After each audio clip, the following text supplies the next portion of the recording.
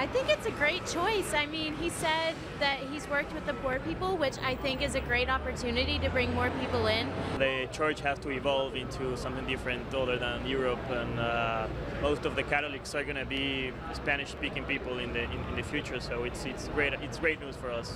I just think it's more international now, and I think that having the large conclave of Italians in Italy, although they're great, it's nice to branch out and to other parts of the world for a new leader. Picking a pope from South America is a good thing in expanding the number of Catholics that we have.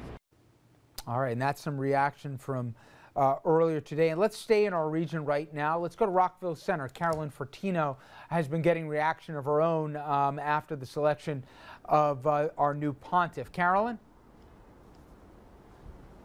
Well, that's right, Rich. After the white smoke billowed out of the Sistine Chapel in Rome, 1.2 billion Catholics across our region eagerly waited to find out who the next pope would be. We spoke with religious leaders and parishioners outside of St. Agnes Cathedral here in Rockville Center. They say selecting a new pope is an exciting time for the Catholic Church.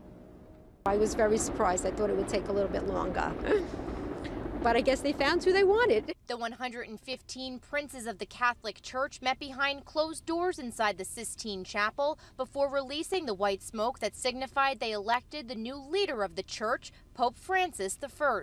Monsignor Koenig of St. Agnes Cathedral in Rockville Center says selecting Pope Francis is an exciting time for the church. Now we're so much linked together, and people don't just know the other person or a pope by his writings and his encyclicals, but by that public contact with the person. 1.2 billion practicing Catholics all over the world waited eagerly for 2 days to find out who the next pope would be. Peggy Barth came to her local parish with her 2 grown sons to pray for Pope Francis as he makes the transition from Cardinal to Holy Father. We're thrilled that they picked the new pope, and we're praying for him. You know, it's a rough job, but I'm sure he'll be able to handle it like the popes before him. Pope Francis will be celebrating his installation mass on Tuesday, March 19th. We're live in Rockville Center. I'm Carolyn Fortino. Rich, let's send it back to you. Thank you, Carolyn. And real quickly, Doctor, before we hit a break, it seems that everybody wants this to work. They want this to be the right person. There is an optimism here, right? And that hasn't been around the church for more than a few years. Right, right. There's an outpouring of goodwill, and even people who often question things about the church are going to cheer and say, you know, go for it. And they're mostly because we're invested in it. We really do want it to work. Yeah.